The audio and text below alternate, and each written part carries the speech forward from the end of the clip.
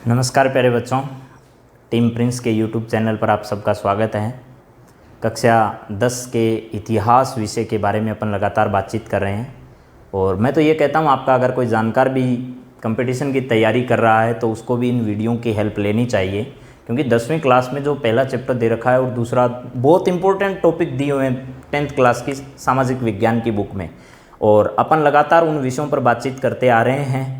जिसमें सबसे पहले अपन ने बात की थी मौर्य वंश के बारे में, उसके बाद में अपन ने बात की थी आगे शुंग वंश के बारे में, और आज एक बार फिर आपके साथ अगले दो जो महत्वपूर्ण वंश हैं उन पर बातचीत कर रहा हूँ। उसके बाद एक महत्वपूर्ण वंश और आएगा गुप्त काल, उस गुप्त काल पर भी अपन चर्चा करेंगे। तो आप सबको बहुत अच्छी अच्छी शुभकामनाएं कि आप लगातार वीडियो देख रहे हो और आप बहुत खुश होंगे अपने घरों में, मेरी आशा है। चलिए तो आज के इस विषय की शुरुआत अपन करते हैं अपनी क्लास में। सबसे पहले देखिए, मैंने आपको पिछली क्लास में शुंग वंश के बारे में बताया था, ठीक है। शुंग वंश का जो अंतिम शासक था, उस अंतिम शासक की हत्या किसने की थी आप लोगों को ये बताया था, ठीक है। देवभूति की हत्या किसने की? वसुदेव ने की थी। देखिएगा जरा एक बार, शुंग वंश का अंतिम शासक था वसुदेव। भाग तो आप लोगों को इतनी जानकारियां मैंने पिछले वीडियो में दे दी थी कि भागभूति जो था, भागभूति, इस भागभूति की हत्या किसने कर दी थी? इसी के सचिव कह दो या इसी का मंत्री कह दो। कौन था? इसी का मंत्री था वसुमित्र, ठीक है, या वसुदेव कह दो। वासुदेव नाम भी मिलता है इसका और वसुदेव नाम भी मिलता है। इस वसुदेव ने किसकी हत्या कर दी थी? भागभूति की हत्या कर दी थी। और भागभूति की हत्या करने के बाद एक नए ब्राह्मण वंश की स्थापना की, जिसका नाम रखा कण्व वंश। क्या रखा? कण्व वंश। कण्व वंश की इसने क्या की? स्थापना की। अब देखिए, शासन काल के संबंध में आपको कोई ज़्यादा जानकारियां नहीं याद करनी है, क्योंकि ये अनुमानित वर्ष हैं सब के सब। एग्जैक्ट इनकी जानकारियां वर्षों के मामले में कहीं नहीं मिलती, और किसी किताब को उठाएंगे कुछ मिलता है, किसी में कुछ मिलता है। तो आपको सिर्फ इतना याद रखना है, शुंग वंश के अंतिम शासक भागभूति की हत्या किसने की? उसी के मंत्री वसुदेव ने की थी, और वसुदेव ने इसकी हत्या करके एक नए वंश, ब्राह्मण वंश की स्थापना की, जिसका नाम क्या था? कण्व वंश था। अब सबसे पहले तो याद ये करना आपको, कण्वायन भी कहा गया इनको। क्या कहा गया? कण्वायन, कण्वायन या काणव, ये सब इन्हीं के नाम हैं। और ये एक ब्राह्मण वंश था। सबसे पहले तो आपको ये ध्यान रखना है, क्या था? ब्राह्मण वंश था। इन सब का जो धर्म था वो वैदिक धर्म या हिंदू धर्म था। कौन सा धर्म था? वैदिक धर्म या ब्राह्मण धर्म था, ये ध्यान रखना है आपको। ब्राह्मण धर्म कह दो, चाहे सनातन धर्म कह दो, वैदिक धर्म कह दो, हिंदू धर्म कह दो, एक ही बात है। हिंदू धर्म में लिख देता हूँ। अब इसमें ज़्यादा जानकारियाँ नहीं मिलती है, लेकिन इतना मिलता है कि इसके समय शासक कौन कौन से हुए थे, कण्व वंश में किन किन शासकों ने शासन किया, इसके बारे में जानकारी मिलती है। तो सबसे पहले आपको मालूम है कि जब भागभूति की हत्या, उसी के मंत्री या सचिव, दोनों चीज़ें मिलती है, सचिव दोनों मिलता है। वसुदेव, उस वसुदेव ने ही सबसे पहले शासन किया होगा। वसुदेव, वसुदेव, वसुदेव के बाद में यहाँ भूमि मित्र एक नाम का शासक हुआ, भूमि मित्र। उस भूमि मित्र ने क्या किया? यहाँ शासन किया। इसके बाद एक नाम है नारायण। क्या नाम है? नारायण। उस नारायण ने क्या किया? यहाँ भूमि मित्र के बाद में नारायण ने शासन किया। नारायण मित्र भी मिल सकता है आपको, कोई दिक्कत वाली बात नहीं है। नारायण मित्र, नारायण मित्र, क्योंकि मित्र ज़्यादातर इन्हीं शासकों के आगे लिखा जाता था। नारायण मित्र या नारायण एक ही नाम है, अलग अलग नहीं है। भूमि मित्र है, वसुदेव है। उसके बाद देखिए, इसके बाद है सुशर्मा। सुशर्मा कह दो या सुशर्मन कह दो, एक ही बात है। आपको जैसे याद हो वैसे याद कर लेना, सुशर्मा, ठीक है। सुशर्मा से जल्दी याद हो जाएगा। शर्मा तो आप लोगों को याद रहता ही है, शर्मा ब्राह्मण ही होते हैं, तो शर्मा याद कर लोगे तो सु उसके आगे लगा दो, सुशर्मा। लेकिन सही नाम क्या है? सुशर्मन है। कौन सा शासक है? सुशर्मन। इस सुशर्मन ने यहाँ कण्व वंश का अंतिम शासक कौन था? सुशर्मन था। आपको ये भी याद, देखो दो चीजें पक्की याद करनी है। इसका प्रथम शासक कौन था? वसुदेव था। शुंग वंश के बाद किसने शासन किया था मगध पर या पाटलिपुत्र में? तो वो था कण्व वंश। कण्व वंश जो है उसका जो पहला संस्थापक माना जाता है, ये संस्थापक है कण्व वंश का। क्या है? संस्थापक है। संस्थापक कौन है? वो है वसुदेव। वसुदेव जो आपका है उसने भागभूति जो शुंग वंश से रिलेटेड है। किस वंश से? शुंग वंश। शुंग वंश का अंतिम शासक जो था वो था भागभूति। ये अंतिम समय में जो थे वो बहुत कमजोर हो गए थे, बाहरी आक्रमणकारियों के कारण कह दो या अपने अयासी के कारण कह दो। ये सब अपने अयास में खोए हुए रहते थे, सिर्फ नाच गाने में विश्वास करते थे। तो इसका जो मंत्री था या जो सचिव था वो था वसुदेव। उस वसुदेव ने क्या कर दी? इसकी हत्या कर दी और कण्व वंश की क्या की? स्थायन। इन्हें कण्वायन या काणव भी कहा जाता है, कण्व भी कहते हैं इनको। और ब्राह्मण वंश से संबंधित है। धर्म इनका वैदिक धर्म है या हिंदू धर्म है। फिर देखिए इसमें 4 शासकों ने शासन किया। उसमें है वसुदेव जो संस्थापक है, फिर है भूमिमित्र, वभुनासु, ऐसे भी याद कर सकते हो आप इसको, वसुभुनासु। ठीक है, ऐसे याद करने की जरूरत नहीं है, वैसे आप सीधा याद करो ना। वैसे वभुनासु से याद हो जाएगा वसुदेव, भूमिमित्र, नारायण और सुशर्मन। ये सुशर्मन जो था वो अंतिम शासक था। कौन था? अंतिम शासक था। कौन से वंश का? कण्व वंश का। आपकी बुक में ये कण्व वंश नहीं दिया गया है, लेकिन बीच में ब्रेक आ जाएगा अगर आप समझ नहीं पाओगे इन बातों को। जब आगे आपकी बुक में दे रखा है आंध्र सातवाहन वंश, तो बीच में कण्व वंश अगर छूट जाएगा तो आपको समझ में नहीं आएगा कि बीच में किसने शासन किया। तो मैंने बता दिया बीच के समय में कण्व वंश ने यहाँ क्या किया? शासन किया था। अब सुनिए, ये जो सुशर्मन है, इस सुशर्मन की हत्या कर दी एक व्यक्ति जिसका नाम आप लोगों को मिलेगा, जिसका नाम याद रखना आपको। सुशर्मन की हत्या किसने की थी और एक नए वंश की स्थापना कर दी, लेकिन उसका नाम आपको पक्का याद करना है। कौन था जिसने इसकी हत्या की? उसका नाम है सीमुक। ठीक है, सीमुक। इस सीमुक ने इस सुशर्मन की क्या कर दी? हत्या कर दी। प्यारे बच्चों, सीमुक ने सुशर्मन की हत्या कर दी और एक नए वंश की स्थापना की जिसका नाम लिखा जाता है आंध्र सातवाहन वंश। क्या है? आंध्र सातवाहन वंश कह दो, चाहे आप सीधा सातवाहन वंश कह दो, एक ही बात है।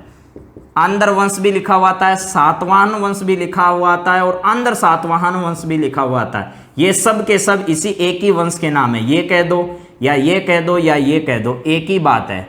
किसने स्थापना की थी इस वंश की? इस वंश का संस्थापक कौन है? सीमुक है। सीमुक ने क्या किया? कण्व वंश के अंतिम शासक सुशर्मन की हत्या कर दी और इसकी हत्या करने के बाद एक वंश की स्थापना की जो था आंध्र सातवाहन वंश। सातवाहन वंश या कौन सा था? आंध्र सातवाहन वंश था। अब देखिए इस वंश के बारे में भी अपन आगे बात करते हैं। शायद कण्व वंश आपको याद हो गया, इसके बारे में ज़्यादा और कोई जानकारियां नहीं मिलती है। आपको बता दिया शासकों के बारे में जानकारी मिलती है बस। अब अपन बातचीत करना चाहते हैं आंध्र सातवाहन या सातवाहन वंश कौन सा था। देखिए प्यारे बच्चों, आगे अपने पास है आंध्र या आंध्र सातवाहन, आंध्र सातवाहन या सातवाहन वंश। सातवाहन वंश ये सब के सब इस एक से ही संबंधित है, कुछ भी अलग नहीं है। अब आपको ये समझना इंपॉर्टेंट है कि इनका संस्थापक कौन था, इनकी उत्पत्ति कहाँ से हुई, किन किन राजाओं ने यहाँ शासन किया। तो देखिए आप लोगों को सबसे पहले तो एक भारत का छोटा सा मैप बता देता हूँ। ठीक है, यहाँ पड़ता है आपका महाराष्ट्र, ठीक है, इधर पड़ता है आपका आंध्र प्रदेश और नीचे यहाँ है कर्नाटक। सबको याद है ना। अब देखिए इस महाराष्ट्र से इधर से होती हुई एक नदी बहती है जो आंध्र प्रदेश के रास्ते इधर जाती है, और एक नदी जो है यही महाराष्ट्र से होती हुई कर्नाटक के रास्ते बहती है और वो इधर जाती है। इन दोनों नदियों के नाम याद कर लेना। एक तो आप, एक नदी का नाम है गोदावरी नदी। क्या नाम है प्यारे बच्चों? गोदावरी नदी है। और एक का नाम है आप लोगों के पास यहाँ कृष्णा नदी। कौन सी नदी है? कृष्णा नदी। प्यारे बच्चों बहुत अच्छे से बताया जा रहा है आपको ये टॉपिक। अगर ये याद कर लोगे ना तो कभी समस्या नहीं आएगी, और समझा के बताया जा रहा है, आपको रटना नहीं है इन सब चीज़ों को। इतिहास में रटोगे तो कितना रटोगे, पागल हो जाओगे एक दिन रटते रटते। समझना है चीज़ों को, आपको समझने के बाद याद करना है बस। देखिए आंध्र सातवाहन वंश या सातवाहन वंश का संस्थापक कौन है, आपको पहली बात तो ये बता दी मैंने। संस्थापक कौन है? संस्थापक वो है आपका सीमूक। सीमूक ने किसकी हत्या करके इस वंश की स्थापना की थी? वो कण्व वंश के अंतिम शासक जो थे, कण्व वंश के अंतिम शासक सुशर्मन की हत्या करके सीमूक ने आंध्र सातवाहन वंश या सातवाहन वंश की स्थापना की। और इनका जो क्षेत्र है ये माना जाता है कि गोदावरी नदी और कृष्णा नदी के बीच में महाराष्ट्र, यहाँ आंध्र प्रदेश, इधर नीचे थोड़ा बहुत कर्नाटक का क्षेत्र, थोड़ा बहुत ऊपर गुजरात का क्षेत्र, थोड़ा बहुत एमपी का क्षेत्र, ये जो क्षेत्र है मुख्य रूप से इनकी उत्पत्ति जो हुई है वो आंध्र प्रदेश में गोदावरी नदी के तट पर हुई है। उत्पत्ति, क्या उत्पत्ति याद रखनी है, कहाँ हुई है प्यारे बच्चों? ये हुई है इनकी उत्पत्ति गोदावरी नदी के तट पर, गोदावरी नदी के तट पर, कहाँ? आंध्र प्रदेश में, ठीक है, आंध्र प्रदेश में। अब ध्यान रखना आंध्र प्रदेश में तो हुई है, लेकिन शासन का जो इनका क्षेत्र था वो गोदावरी नदी और कृष्णा नदी के बीच में, यहाँ गुजरात, मध्य प्रदेश, इधर नीचे कर्नाटक और आंध्र प्रदेश का जो इलाका है, वर्तमान में तेलंगाना भी बीच में, आपको याद होगा। तो ये जो क्षेत्र है ये इनके शासन का क्षेत्र माना जाता है। तो सबसे पहले संस्थापक सीमूक है, फिर उत्पत्ति गोदावरी नदी के तट पर हुई है आंध्र प्रदेश में। अब देखिए इनकी जो सत्ता है इनको मातृसत्तात्मक माना जाता है। क्या माना जाता है? मातृसत्तात्मक। मातृसत्तात्मक का मतलब क्या है प्यारे बच्चों, वो समझो। मातृसत्तात्मक का मतलब ये होता है कि यहाँ सब के सब जो शासक थे, कुछ मुख्य शासक आपको याद करने हैं, जिसमें गौतमी पुत्र सातकर्णी हैं। क्या है? गौतमी पुत्र सातकर्णी, ठीक है। एक आपको वशिष्ठी पुत्र पुलवामी, वशिष्ठी पुत्र पुलवामी, ये याद करना है। अब देखिए मैंने ये दो नाम क्यों लिखे, क्योंकि इन दोनों शासकों ने देखो अपने नाम से पहले किसका नाम लगा रखा है? अपनी माता का नाम लगा रखा है। तो इस वंश के अधिकांश शासक तो जो थे वो अपने नाम से पहले किसका नाम लिखते थे? ये लिखते थे अपनी माता का नाम। जैसे सातकर्णी जो है इसकी माता का नाम था गौतमी, और पुलवामी जो है इसकी माता का नाम था वशिष्ठी। तो इस वंश के जो शासक है वो अपने नाम से पहले किसका नाम लिखते थे? अपने माता का नाम लिखते थे। जैसे आजकल पिताजी का नाम कुछ लोग लिखते हैं, वैसे ही पहले क्या करते थे? अपनी माता का नाम लिखते थे। इस वजह से ये मातृसत्तात्मक व्यवस्था यहाँ थी, मातृसत्तात्मक समाज माना जाता है इस वंश का। और याद होना चाहिए ये भी ब्राह्मण वंश था। क्या था ये? ब्राह्मण वंश था। कौन सा वंश? कौन सा वंश? आंध्र सातवाहन वंश या सातवाहन वंश, ब्राह्मण वंश था। इनके समय भी जो धर्म था वो धर्म था हिंदू धर्म या वैदिक धर्म, हिंदू धर्म और वैदिक धर्म। लेकिन इन लोगों ने बौद्ध धर्म और जैन धर्म को भी बढ़ावा दिया था, आपको ये याद रखना है। हिंदू धर्म, वैदिक धर्म कह दो चाहे इसको, ठीक है। ये था ब्राह्मण वंश है, ये धर्म इनका वैदिक धर्म है या हिंदू धर्म है। लेकिन बढ़ावा किस धर्म को दिया था? जैन धर्म को भी और बौद्ध धर्म को भी। किस प्रकार बढ़ावा दिया था इन्होंने कुछ बौद्ध गुफाओं का निर्माण या चैत्यों का निर्माण कराया था। बौद्ध और जैन चैत्य या जिसको मंदिर आप लोग कह सकते हो, उनका क्या करवाया था? निर्माण करवाया था। किसने? इसी वंश के शासकों ने मंदिरों और चैत्यों का निर्माण किस धर्म के लिए? जैन धर्म और बौद्ध धर्म के लिए करवाया था। लेकिन इनका जो धर्म था वो कौन था? हिंदू धर्म या वैदिक धर्म था। और ये कौन से वंश है? सातवाहन वंश भी ब्राह्मण है। देखो कण्व वंश, शुंग वंश और ये जो आंध्र सातवाहन वंश है, ये सब के सब क्या थे? ब्राह्मण थे। आप लोगों को ये ध्यान रखना है। अब देखिए प्यारे बच्चों, इनकी जो राजधानी थी, क्या चीज याद करनी है आपको? एक राजधानी। इनकी राजधानी कहाँ थी? महाराष्ट्र में एक जगह है पैठण। क्या नाम है? पैठण, या जिसका नाम है प्रतिष्ठान। आपकी बुक में दिया हुआ, सब जगह यही दिया है, प्रतिष्ठान या पैठण, ये दोनों नाम मिलते हैं। प्रतिष्ठान या पैठण वर्तमान में कहाँ है? महाराष्ट्र का जो औरंगाबाद जिला है वहाँ है। औरंगाबाद जिला महाराष्ट्र, औरंगाबाद महाराष्ट्र, औरंगाबाद जिला कहाँ है? महाराष्ट्र में। वहाँ देखिए ये जो क्षेत्र है, यहाँ इस क्षेत्र में यहाँ इनकी राजधानी प्रतिष्ठान या पैठान कौन सी है? औरंगाबाद में। और जो जिला है वो तो है औरंगाबाद और वर्तमान में किस राज्य में है, महाराष्ट्र राज्य में। ये इनकी क्या थी, राजधानी थी। एक सेकंड में फिर रिवाइज कर देता हूँ।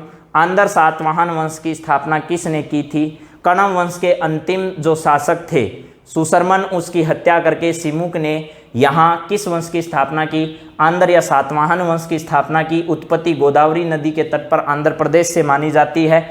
मातृशतात्मक इनका समाज कैसे पता चला आपको, गौतमी पुत्र सातकर्णी और वशिष्ठी पुत्र पुलवामी के नाम को देखते हुए पता चल रहा है कि ये लोग अपनी नाम से पहले अपनी माता का नाम का प्रयोग करते थे, तो माता का सम्मान बहुत ऊपर माना जाता था। ये वंश जो था वो ब्राह्मण वंश था। धर्म इनका हिंदू धर्म या कौन सा धर्म था, वैदिक धर्म था। इसके समय में जैन धर्म और बौद्ध धर्मों पर भी अत्याचार नहीं किए गए, क्योंकि इनके समय में कुछ बौद्ध और जैन धर्म से संबंधित चैत्य और गुफाओं या मंदिरों का निर्माण करवाया गया था, उससे ये जानकारी मिलती है। इनकी राजधानी जो थी वो प्रतिष्ठान पैठन औरंगाबाद जिले में है। कहाँ है ये, महाराष्ट्र में। शायद मेरी इतनी बात आप लोगों को समझ में आ गई होगी प्यारे बच्चों। अब देखिए अपन बात करना चाहते हैं इनके शासकों के बारे में कि भाई शासक कौन कौन से हुए थे इस समय में। ये बहुत अच्छी जानकारियां मैंने बता दी आपको। गोदावरी नदी और कृष्णा नदी के बीच में इनका जो अधिकार क्षेत्र था वो था। अब देखिए मुख्य मुख्य कौन से शासकों ने यहाँ शासन किया। सबसे पहले आपको एक नंबर याद रखना है, जिसमें मैंने आपको सिमुक का बता दिया कि सिमुक ने यहाँ शासन किया था। अब उसके बाद 2 नंबर पर यह कहा जाता है कि सिमुक के बाद उसका भाई, अब अलग अलग लिखा हुआ सब जगह, कई जगह भाई लिखा है, कई जगह पुत्र लिखा है, कई जगह कुछ और लिखा है, तो आप लोगों को ज़्यादा कन्फ्यूजन होने की ज़रूरत नहीं है। दूसरा शासक माना जाता है यहाँ कान्हा या कृष्ण। कान्हा या क्या मिलता है, इसका जिक्र मिलता है, जो है कान्हा या क्या है, कृष्ण है। इस कान्हा या कृष्ण के बाद 3 नंबर के जो नाम है, 3 नंबर पर उसका नाम आपको मिलता है सातकर्णी फर्स्ट। क्या नाम मिलता है, सातकर्णी फर्स्ट। बहुत प्रचलित शासक है आंध्र सातवाहन वंश का सातकर्णी फर्स्ट। इस सातकर्णी फर्स्ट के बाद में आप लोगों को 4 नंबर पर जो शासक मिलता है, ठीक है, कर्म ये नहीं है और बहुत शासक यहाँ हुए हैं। इसके बाद मिलता है आप लोगों को गौतमी पुत्र सातकर्णी। वो सातकर्णी फर्स्ट है और ये सातकर्णी अलग है, ध्यान रखना। गौतमी पुत्र सातकर्णी, सातकर्णी याद रह जाएगा शायद, गौतमी पुत्र सातकर्णी। इसके बाद एक महत्वपूर्ण शासक आपको याद करना है। कौन सा याद करना है, वशिष्ठी पुत्र पुलवामी। वशिष्ठी पुत्र कौन सा है, वशिष्ठी पुत्र, वो याद करना है आपको। वशिष्ठी पुत्र कौन सा है, वो है पुलवामी। वशिष्ठी पुत्र पुलवामी याद करना है। और 5 शासक याद करने के बाद आपको कुछ आइडिया हो जाएगा कि किस प्रकार का शासन इनका रहा है। तो देखिए आंध्र सातवाहन वंश में मुख्यतः बौद्ध शासकों ने 27 शासकों का शासनकाल मिलता है, किसमें, आंध्र सातवाहन वंश में। लेकिन इनकी बहुत ज़्यादा जानकारियां यहाँ नहीं मिलती है, लेकिन जो शासक इंपॉर्टेंट है उनके बारे में अपन बातचीत करते हैं। 27 शासकों ने यहाँ शासन किया था, उसमें सबसे पहला है सिमुक। आपको ये जानकारी बता, आगे देखिए सातकर्णी जो शासक है, कान्हा के बारे में कोई ज़्यादा जानकारियाँ नहीं मिलती है। ये सातकर्णी जो शासक है इस आंध्र सातवाहन में वंश में इंपॉर्टेंट माना जाता है। देखिए सातकर्णी के बारे में कौन कौन सी जानकारियां आप लोगों को याद करनी है। सातकर्णी जो फर्स्ट है, इसने 2 अश्वमेध यज्ञ कराए और 1 राजसूय यज्ञ करवाया। इसने 2 क्या करवाए, अश्वमेध यज्ञ कराए और 1 का क्या करवाया, राजसूय यज्ञ करवाया। किसने करवाया, ये सातकर्णी फर्स्ट ने करवाया। प्यारे बच्चों अश्वमेध यज्ञ क्या होता है और राजसूय यज्ञ क्या होता है, ये ध्यान करना है। अश्वमेध यज्ञ में राजा क्या करता था कि एक घोड़ा छोड़ता था और जो घोड़ा पकड़ लेता था उसको राजा के साथ युद्ध करना पड़ता था, और घोड़ा अगर कोई नहीं पकड़ता था तो जिस क्षेत्र में घोड़ा घूम जाता था वो पूरा क्षेत्र किसका हो जाता था, राजा का। राजसूय यज्ञ में ये होता था कि राजसूय यज्ञ राजा राज्याभिषेक के समय करता था। बात समझ में आ गई। जब राजा का राज्याभिषेक होता था उस समय राजा क्या करता था, एक यज्ञ करता था, जिस यज्ञ को क्या कहा जाता था, राजसूय यज्ञ कहा जाता था। बात समझ में आ गई। अब देखिए सातकर्णी जो फर्स्ट है, इसके बाद आप लोगों को शासक मिलता है गौतमी पुत्र सातकर्णी। गौतमी पुत्र जो सातकर्णी है उससे पहले क्या हुआ कि ये कान्हा जब शासक था उस समय इनकी स्थितियां बहुत कमजोर हो गई थी, लेकिन कुछ हद तक वापस राज्य स्थापित करने में सातकर्णी ने योगदान दिया। लेकिन सातकर्णी के बाद भी इस वंश का सबसे प्रतापी शासक जो माना जाता है वो माना जाता है गौतमीपुत्र। कौन सा? सातकर्णी। इस गौतमीपुत्र सातकर्णी ने क्या किया था कि अपने राज्य की खोई हुई जो व्यवस्थाएं थी उन व्यवस्थाओं को वापस दिलवाया। खोई हुई प्रतिस्पर्धाएं जो थी, इनका जो शासन जिस प्रकार से विस्तार कर रहा था, उस खोई हुई पहचान को वापस दिलाने में किसने योगदान किया था? गौतमीपुत्र सातकर्णी ने किया था। देखिए, एक बात आप लोगों को याद होनी चाहिए कि ये जो सातकर्णी फर्स्ट है, इससे पहले आपको एक बात छोटी सी मैं समझाना चाह रहा हूं कि ये जैसे आपका उस जमाने का भारत था, ठीक है। इधर अपन भारत का थोड़ा सा रूप बना लेते हैं, ऐसे ज्यादा कुछ जानकारियां नहीं चाहिए आपको। यहां पर आप लोगों को याद है तक्षशिला था, मैंने बताया था एक दिन आपको, तक्षशिला, ठीक है। वर्तमान कहाँ है आप लोगों को मालूम है, तक्षशिला यहाँ है। इसके बाद यहाँ एक जगह पड़ती है उत्तर प्रदेश में, मथुरा। कौन सी जगह है? मथुरा। इन दोनों के समय, और इधर एक जगह है महाराष्ट्र में, नासिक, नासिक। और यहीं एक जगह है एमपी में जिसका नाम है उज्जैन। शायद इतनी बात याद हो जाएगी आप लोगों को।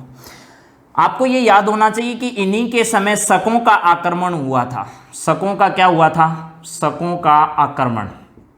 जब शकों का आक्रमण हुआ तो शकों को कहा जाता था क्षत्रप। क्या कहा जाता? आपकी बुक में स्पष्ट दिया हुआ है प्यारे बच्चों, इनको कहा जाता क्षत्रप या महाक्षत्रप। मैं लिख देता हूं, क्षत्रप या महाक्षत्रप। इन क्षत्रपों को दो भागों में विभाजित किया गया था। एक थे उत्तरी महाक्षत्रप या क्षत्रप, उत्तरी, एक थे पश्चिमी महाक्षत्रप, ठीक है। ये दोनों बात आपको याद रह जाएगी शायद। एक तो थी उत्तरी और एक थे पश्चिमी क्षत्रप। अब ये जो क्षत्रप थे, इनमें उत्तरी क्षत्रपों में तो एक तो तक्षशिला, कौन सी? तक्षशिला, और एक आपको ध्यान रखना है मथुरा। ये तो दोनों थे उत्तरी क्षत्रप में, मथुरा। ये क्षेत्र किन का था? उत्तरी क्षत्रपों का था। और नीचे वाले जो दोनों हैं, एक उज्जैन और एक नासिक। एक तो क्या है? उज्जैन, और एक आपका क्या है? नासिक। ये किसके थे? ये थे पश्चिमी क्षत्रपों के अधीन। याद रह जाएगा ना। इस पश्चिमी क्षत्रपों के एक राजा थे जिनका नाम आप लोगों को याद होना चाहिए। एक उनकी पुत्री थी, उस पुत्री से विवाह किया था। किसने विवाह किया था? आप लोगों को यह याद होना चाहिए। यह किया था विशिष्टिपुत्र पुलवामी ने। किसने? विशिष्टिपुत्र पुलवामी ने किससे विवाह किया था? आप लोगों को याद होना चाहिए, वो है रुद्रदामन। क्या है? रुद्रदामन। रुद्रदामन जो था यहाँ का शासक था, जो पश्चिमी क्षत्रप थे इनका, इन क्षत्रपों की एक पुत्री थी रुद्रदामन की। उस रुद्रदामन की पुत्री से विवाह किए किसने किया था? विशिष्टिपुत्र पुलवामी ने किया था। विशिष्टि उनकी माता का नाम है और पुलवामी शासक का नाम है। शायद ये बात आपको याद होनी चाहिए। इसके साथ साथ देखिए, गौतमीपुत्र सातकर्णी ने क्या क्या किया था, इसकी भी आपको जानकारी होनी चाहिए। गौतमीपुत्र सातकर्णी ने अपने खोए हुए शासन को वापस प्राप्त करने का काम किया था और बहुत प्रयत्न किए थे इसके लिए। इसके बारे में ये कहा जाता है कि त्रिसमुद्राधिपति कहा जाता है इसे, त्रिसमुद्राधिपति। त्रिसमुद्राधिपति क्यों कहते थे, सुनिएगा जरा। इनके बारे में ये कहा जाता था गौतमीपुत्र सातकर्णी के बारे में कि इनके जो घोड़े थे वो 3 समुद्रों में पानी पीते थे। किसके बारे में? त्रिसमुद्राधिपति उपाधि किसकी है? वो है गौतमीपुत्र सातकर्णी की। और इसलिए कहा जाता था कि देखो, इधर आप लोगों का समुद्र है, नीचे हिंद महासागर है, इधर अरब सागर है, इधर आप लोगों को याद है बंगाल की खाड़ी की साइड में। तो ये जो तीनों क्षेत्र हैं, इधर पानी था, इसका मतलब इधर भी इनका शासन था, नीचे भी इनका शासन था और इधर भी इनका शासन था। तो इनके घोड़े जो थे वो तीनों समुद्रों में क्या करते थे प्यारे बच्चों? पानी पिया करते थे। इसकी जानकारी आप लोगों को मिलती है।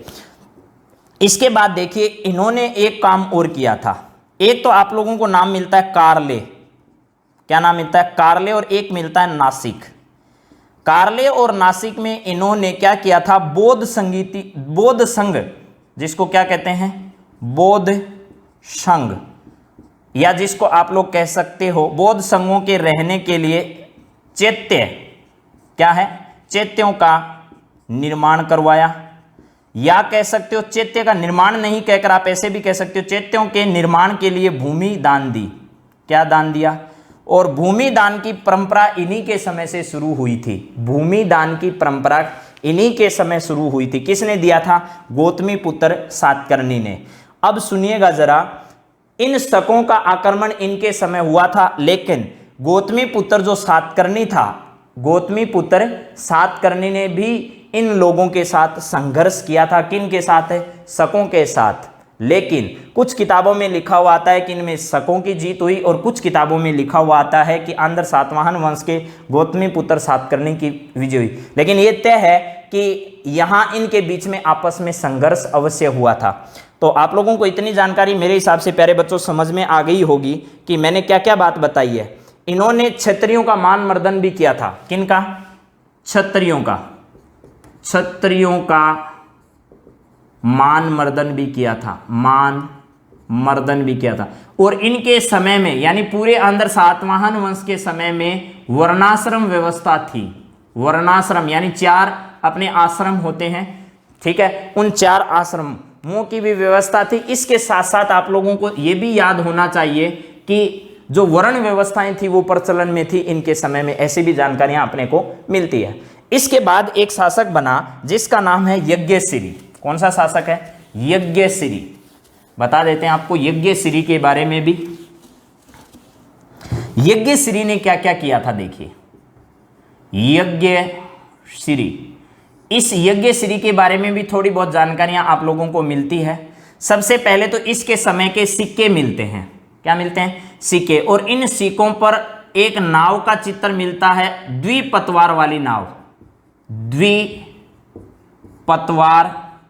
वाली नाव, ठीक है। इसके सिक्कों पर द्विपतवार, 2 पतवार का मतलब 2 पतवार जिसमें हो, ऐसी पतवार वाली नाव का यज्ञश्री के समय, यज्ञश्री एक शासक था, उसके समय में जानकारी मिलती है। ये याद हो जाएगा आप लोगों को। और आंध्र सातवाहन वंश के समय और जो मुद्राएं थी वो भी सुन लो। और भी सिक्के चलते थे, वो किस किस के बने होते थे? एक तो चांदी के सिक्के बने हुए थे।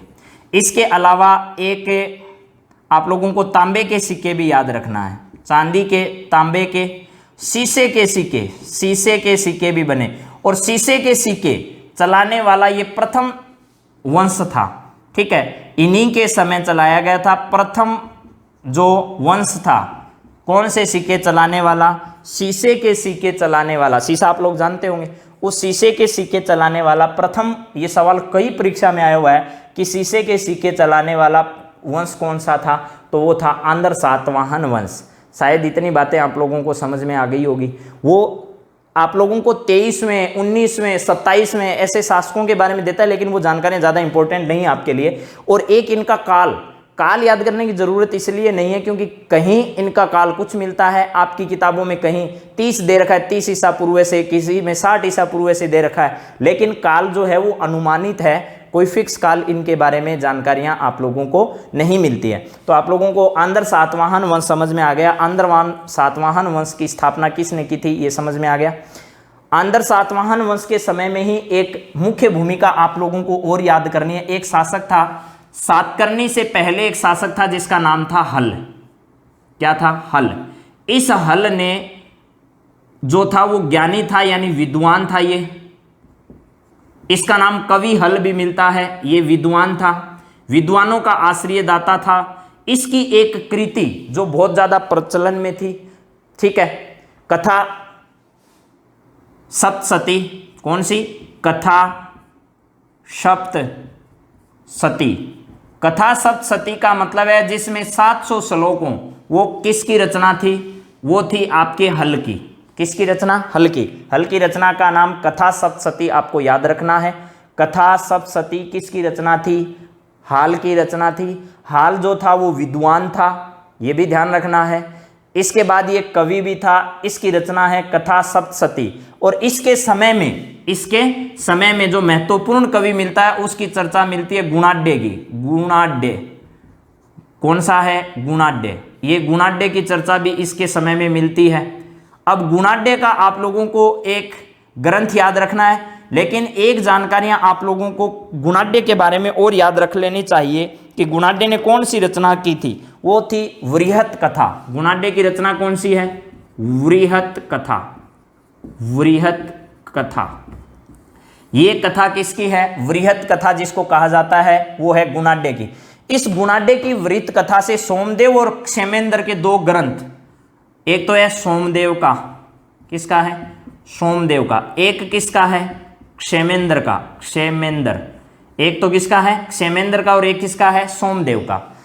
सोमदेव का कथा सरित सागर, कथा सरित सागर, और एक क्षेमेंद्र का है वृहत कथा मंजरी। वृहत कथा मंजरी।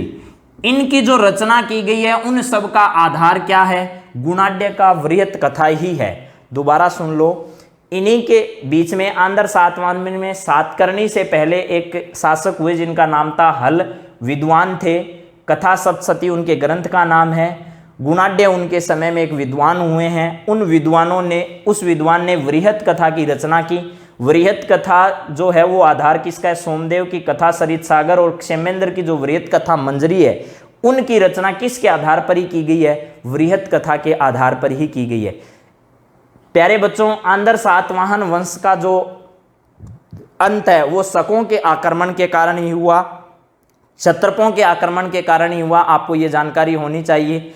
और क्षत्रपों ने पराजित किया था। मुख्य रूप से ये जानकारी सीधे सीधे तो नहीं मिलती है, लेकिन ये पता है वशिष्ठ पुत्र पुलवामी जो है, जिसने रुद्रदामन की पुत्री से विवाह किया था, उस पुत्री के विवाह करने के बाद रुद्रदामन ने पहले उसके जीते हुए जितने भी क्षेत्र थे वो वापस अपने अधीन कर लिए थे।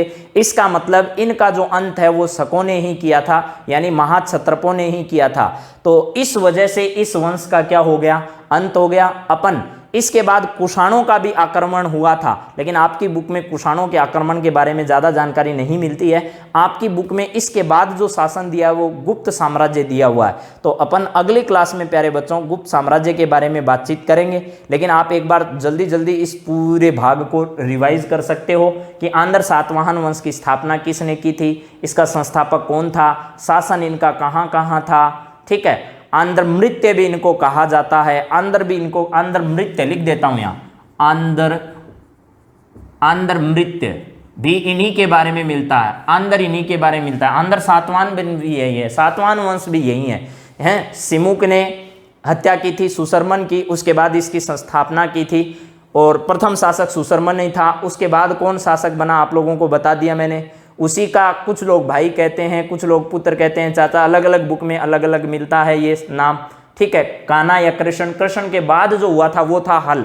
ठीक है, यानी ये 2 नंबर तो जो था वो था कान्हा। कान्हा के बाद 3 नंबर कौन था? हल था। हल के बाद था सातकर्णी। ठीक है, लेकिन इनके बीच में बहुत शासक हुए हैं, यानी कम से कम 27 शासकों ने यहाँ शासन किया है। और सातकर्णी के बाद आप लोगों को याद होना चाहिए गौतमी पुत्र सातकर्णी। उसके बाद मैंने बताया विशिष्ट पुत्र पुलवामी। उसके बाद आपको बताया था एक यज्ञश्री।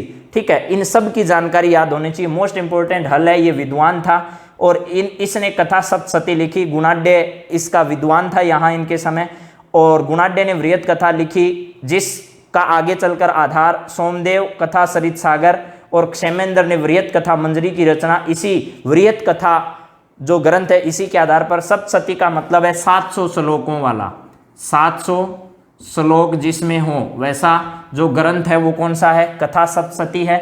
ये यज्ञश्री के बारे में जानकारी है कि इसके समय जो सिक्के थे वो द्विपतवार वाले, यानी जिस पर नाव बनी हुई है वो है। और इन्हीं आंध्र सातवाहनों के समय चांदी के, तांबे के, शीशे के सिक्के चलाए जाते थे, और शीशे के सिक्के चलाने वाला ये कौन सा वंश था? प्रथम वंश था। सातकर्णी पक्का याद कर लेना, इसने अश्वमेघ और रासु ये यज्ञ किया था। इसके साथ साथ और कौन कौन सी जानकारियां आप इसके बारे में याद कर सकते हो?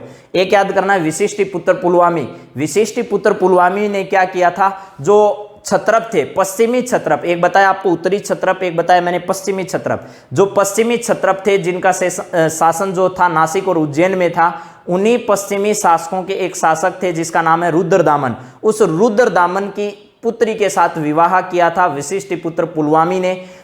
विवाह करने के बाद विशिष्टिपुत्र पुलवामी के जितने भी उनके क्षत्रपों के जीते हुए भाग थे वो वापस ले लिए। इस प्रकार धीरे धीरे करते हुए अंत तक इस आंध्र सातवाहन वंश का क्या हो गया, अंत हो गया, यानी विनाश हो गया। और इसके बाद भी कुषाणों का आक्रमण माना जाता है यहाँ पर, लेकिन आपकी बुक में इसके बाद कौन सा साम्राज्य दिया हुआ है, गुप्त साम्राज्य। तो थोड़ी बहुत जानकारी मैं कुषाणों के बारे में आपको बता दूंगा, लेकिन उसके बाद अपन गुप्तों के बारे में अध्ययन किए। तो आक्रमण किस किस का हुआ था, मैंने बताया था यवनों का आक्रमण हो गया, शकों का आक्रमण है, शकों को क्षत्रप कहा जाता है, उसके बाद कुषाणों का आक्रमण है। तो ये सब आक्रमण आपको ध्यान रखना है, बाहरी आक्रमण थे। तो चलिए बच्चों, आपका दिन मंगलमय हो। इसी बात के साथ अपनी इस क्लास को आज यहाँ समाप्त करते हैं। अगले वीडियो में फिर आपसे मिलेंगे। और आप जोश जुनून के साथ, अगर कोई बात समझ में नहीं आती है तो आप बार बार पूछ सकते हो। कमेंट आप जरूर करें, वीडियो को शेयर करें, लाइक करें। धन्यवाद।